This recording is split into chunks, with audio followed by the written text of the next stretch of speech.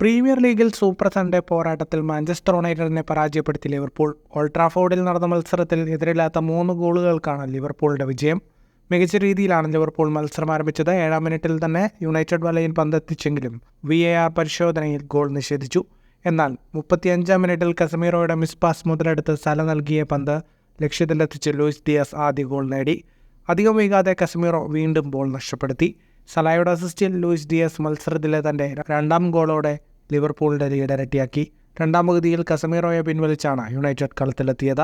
56-ാം മിനിറ്റിൽ സോപ്സ്ലായിയുടെ അസിസ്റ്റിൽ മുഹമ്മദ് സല ലിവർപൂളിൻ്റെ 3ാം ഗോളും നേടി വിജയമുറപ്പാക്കി.